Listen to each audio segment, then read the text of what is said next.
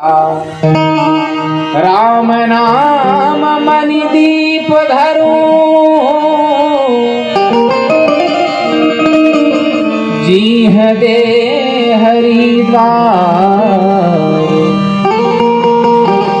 तुलसी भीतर बाहर हूँ, जो चाहसी उजियार।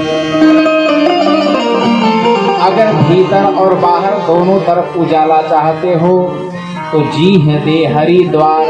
इस जिह्वा रूपी देहली पर उस राम नाम रूपी दीपक को रख लीजिए।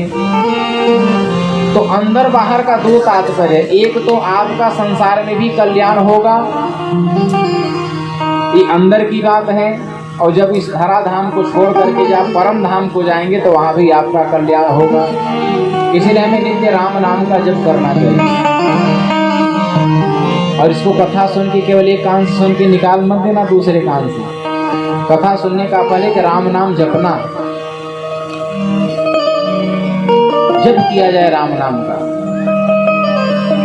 और हमारे जीवन में राम नाम जपने का संस्कार इसलिए नहीं है क्योंकि हमने कभी राम नाम की महिमा को सुना ही नहीं। राम नाम की बड़ी महिमा है महाराज। भगवान जब अयोध्या से लौट के आए, वनवास हुआ,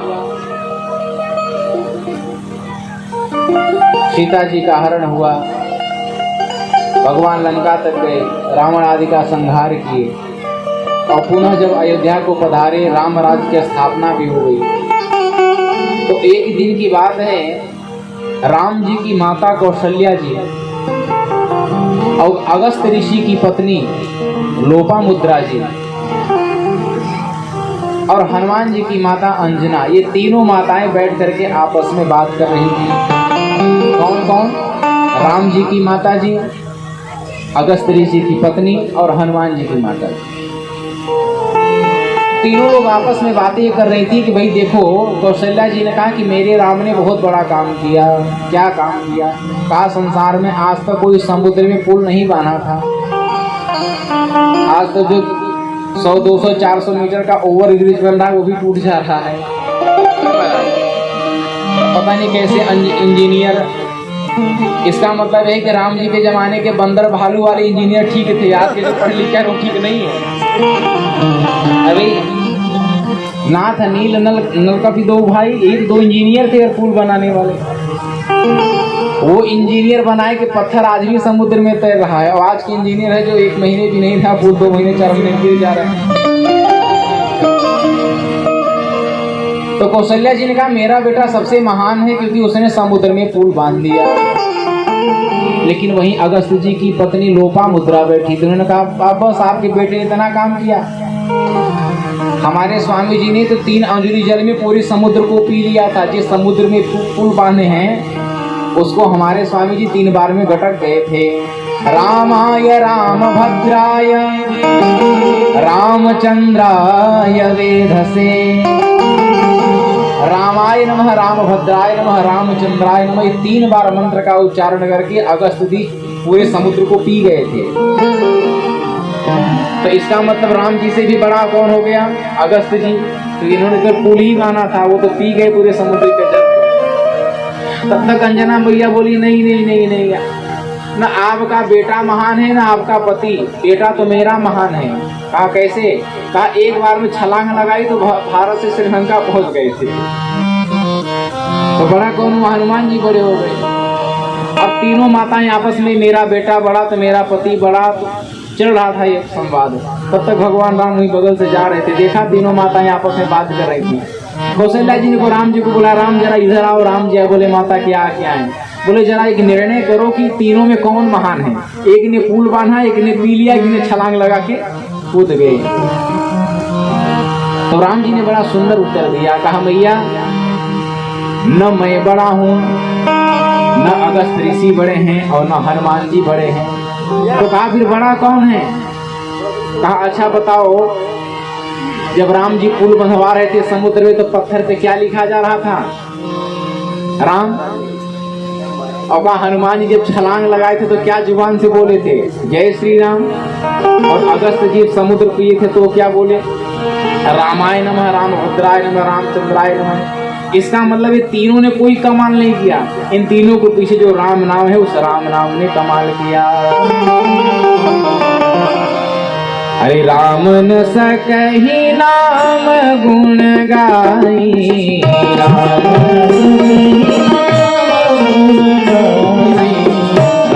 न सकहि नाम गुण गाई,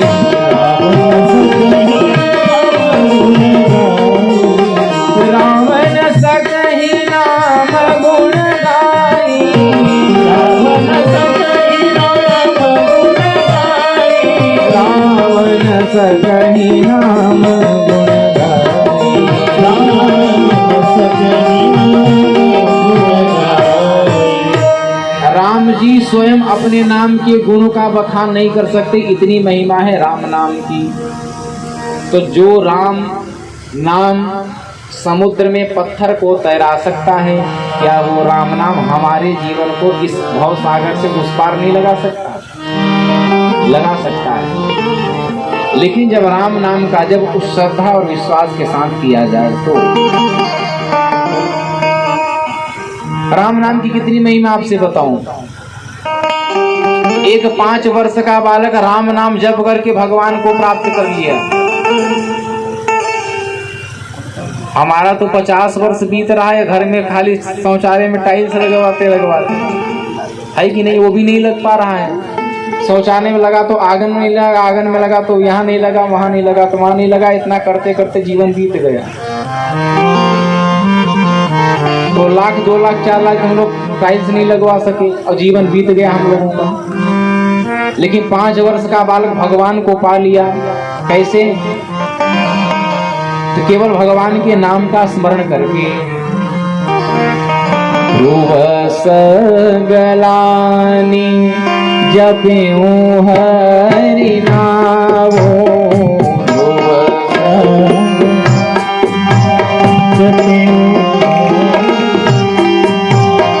ध्रुव सगलानी जप्यूं हरि नामो,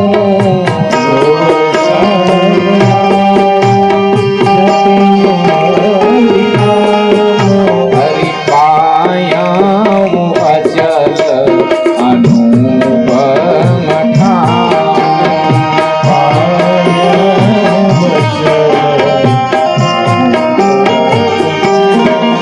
हरि ध्रुव सगलानी जप्यूं हरि नाम, ध्रुव सगलानी जप्यूं हरि नाम, ध्रुव सगलानी जप्यूं हरि नाम, ध्रुव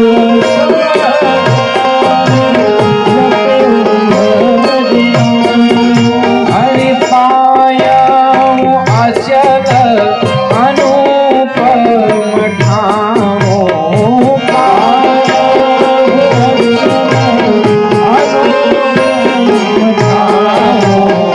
ध्रुव सगलानी जप्यूं हरि नामो, ध्रुव सगलानी जप्यूं हरि नामो, यदि पायां अचल अनुपम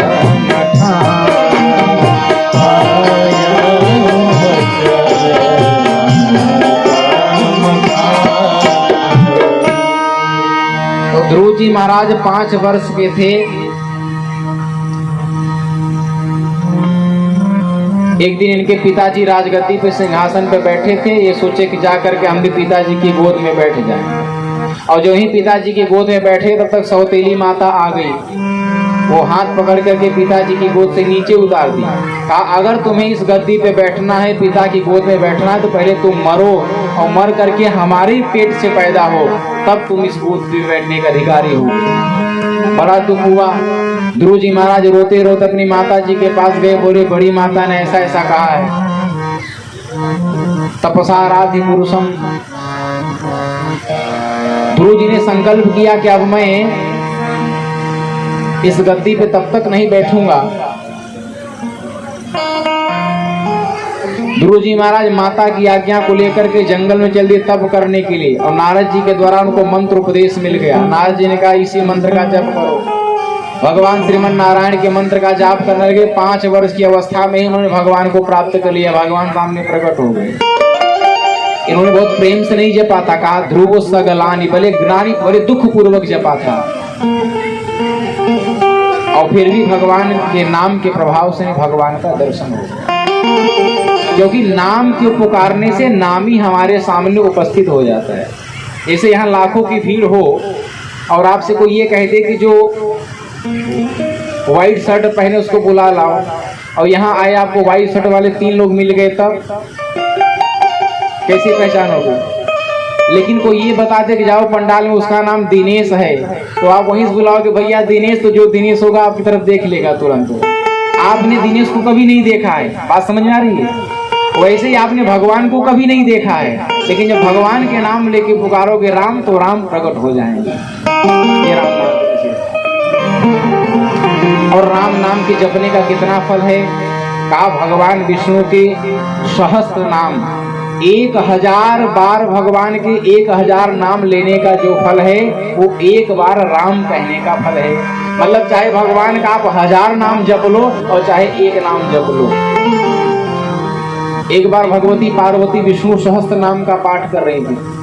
शंकर जी बोले देवी जरा मेरा भान बूटी कुछ लाओ, तो पार्वती जी ने कहा कि स्वामी जी अभी मैं पाठ कर रही हूँ विष्णु सहस्त्र नाम का, पाठ पूरा हो जाए फिर मैं आपकी सेवा करूँ।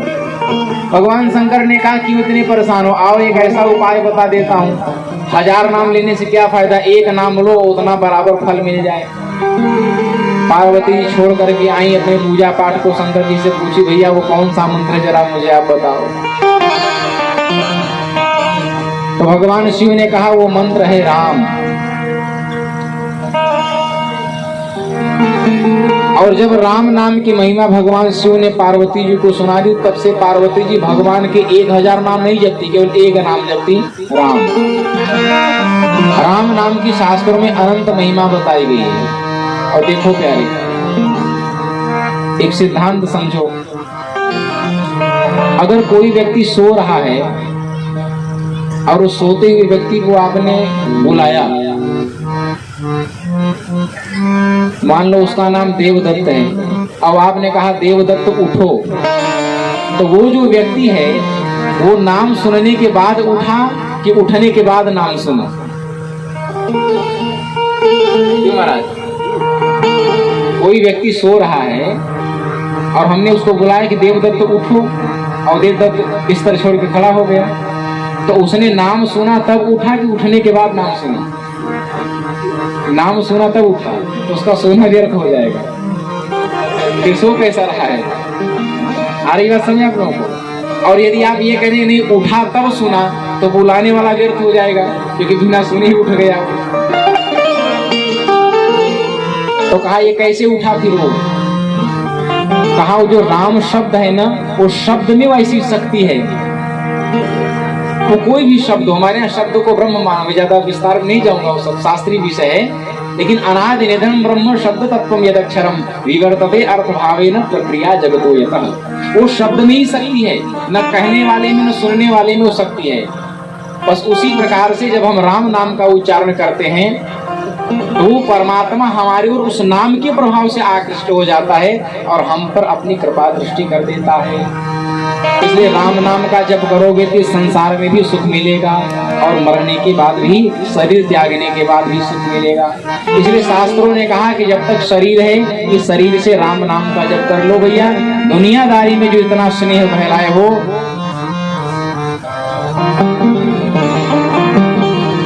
आपने संसार में तो खूब प्रेम किया, बीवी से किया, बच्चे से किया, पति से किया, पत्नी से किया, पड़ोसी से किया, लेकिन क्या आपने कभी भगवान के नाम से प्रेम किया? संसार में तो प्रेम बढ़ा के खूब संबंध बना लिया। और एक बात ध्यान देना, मैं इसको लिखित रूप में दे सकता हूं, संसार वालों से प्रेम करोगे तो उसका फल दुख होता है। उसका फल क्या होता है? संसार से प्रेम का अंतिम फल दुख होता है और परमात्मा से प्रेम का अंतिम फल सुख होता है। आज तक अगर कोई लड़का किसी लड़की से प्रेम किया हो,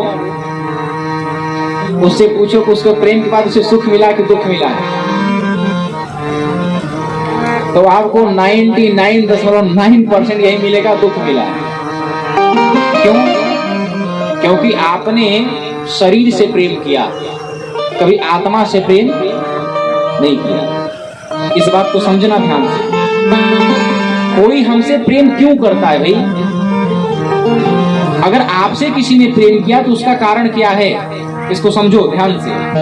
और जो नहीं समझेगा उसको दुख ही मिलना है।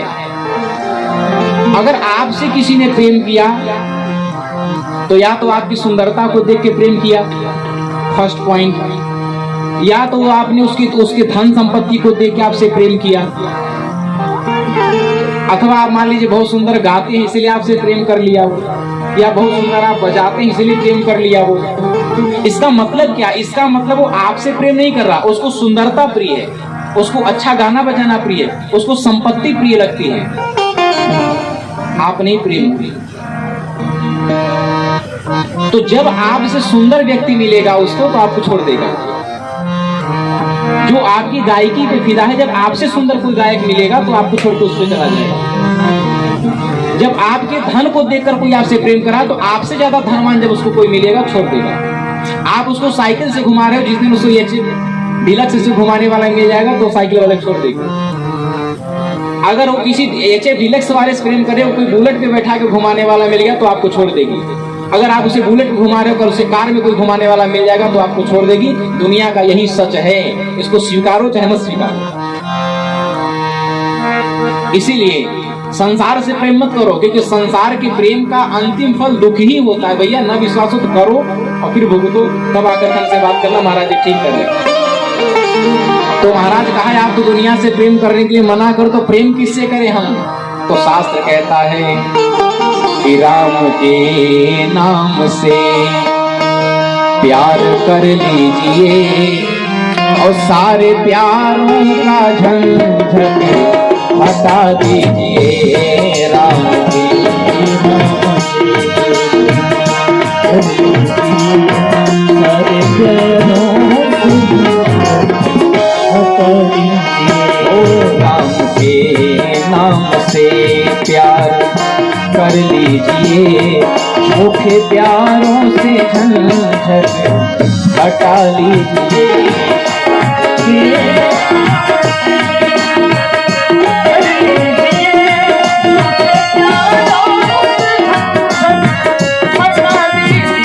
जय हो।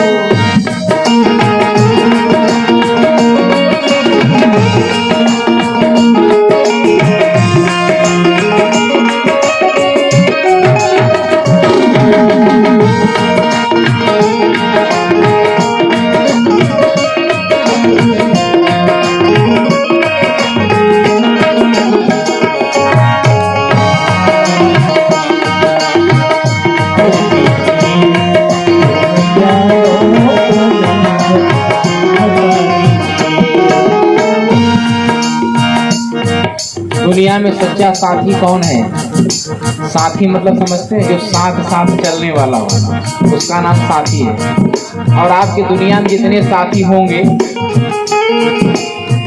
मोबाइल का जब रिचार्ज खत्म हो जाए तो उससे बोल देना भैया 400 रुपए का 1 महीने का रिचार्ज है, कर दो। तो ये कहेगा भैया गूगल पे का स्क्रीनशॉट लेके भेजिए, 1 भी रुपए नहीं है। आज माना क्या यही साथ साथ चलने वाले साथी हैं? अरे संसार में 2 कदम नहीं चल सकते आपके साथी हैं। तो सच्चा साथी कौन है? राम नाम।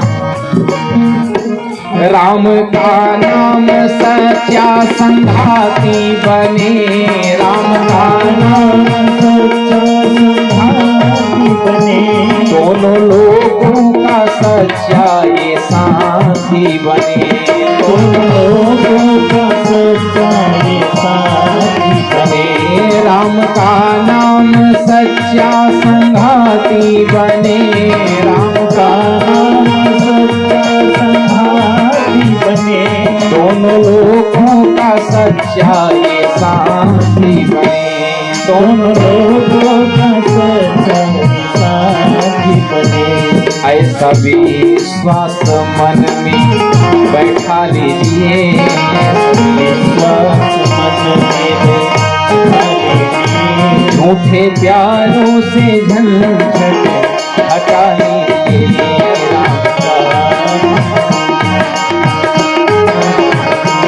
सारे प्यारों से झंझट हटा लीजिए।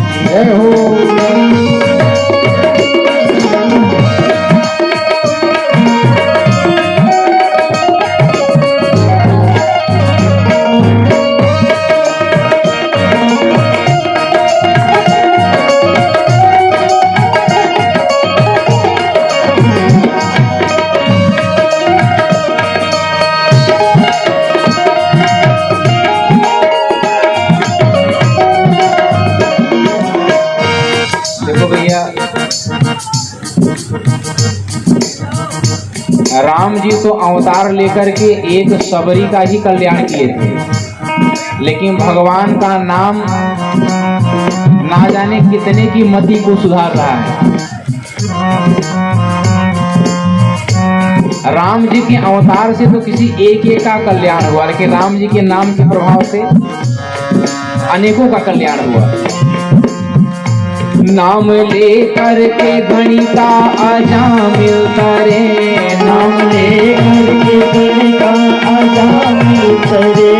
नाम ले करके पापी हैं लाखों तरे। नाम ले करके पापी हैं लाखों तरे। नाम ले करके जीवन सफल कीजिए। नाम ले करके जीवन सफल कीजिए। झूठे प्यारों का झंझट हटा दीजिए।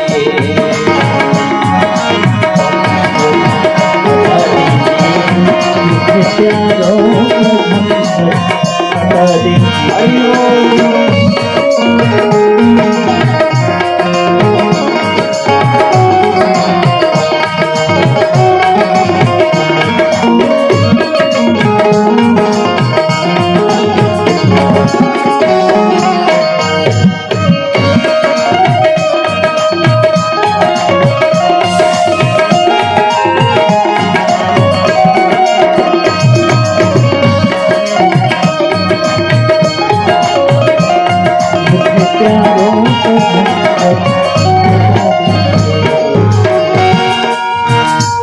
नाम ले करके मीरा जहर पी गई। नाम ले करके मीरा जहर पी गई। ओ नाम ले करके मीरा जहर पी गई। नाम ले करके मीरा जहर पी गई। नाम ले करके भोले नीलकंठ हो गए। नाम ले करके भोले नीलकंठ हो गए। और आशा को मन से हटा दीजिए। और आशा को मन से हटा दीजिए। राम के नाम से प्यार कर लीजिए। राम के नाम से प्यार कर लीजिए। और प्यारों का झंझट हटा दीजिए। जय हो।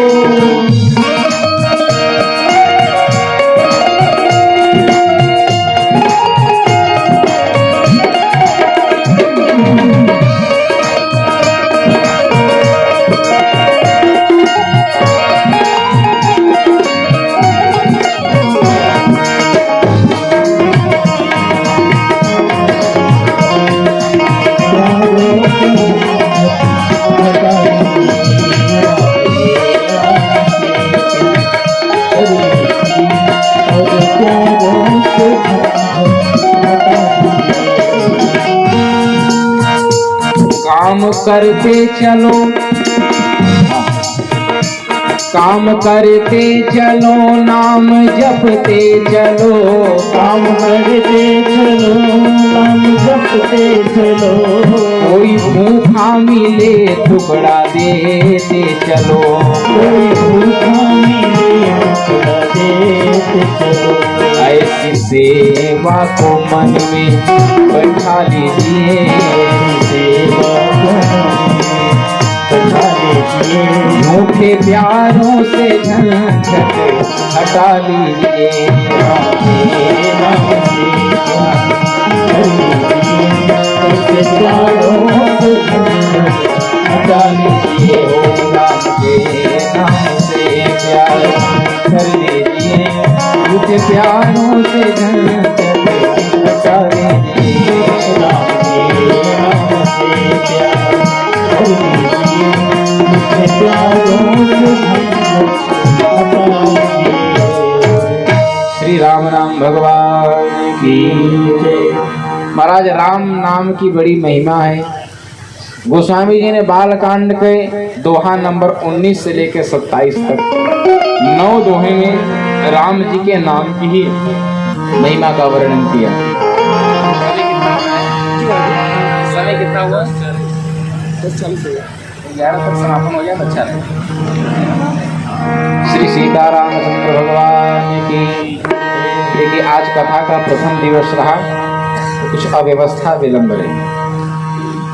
कल से कथा का जो समय निश्चित हुआ है यहाँ के समिति के द्वारा, आयोजक बंधुओं के द्वारा, उस समय से कुछ पहले ही आप लोग उपस्थित हो जाइए ताकि मैं कम से कम 3 घंटे आपको कथा सुना सकूं। और आयोजक बंधुओं से भी निवेदन है कि जहाँ तक सूचना न पहुँचे हो कथा की, वहाँ किसी न किसी माध्यम से वहाँ तक सूचना पहुँचाइए तो लोग यहाँ पर आए। श्री सीतारामचंद्र भगवान की जय। तो आज आप लोगों ने भगवान राम के नाम की क्या महिमा है इसको श्रवण किया।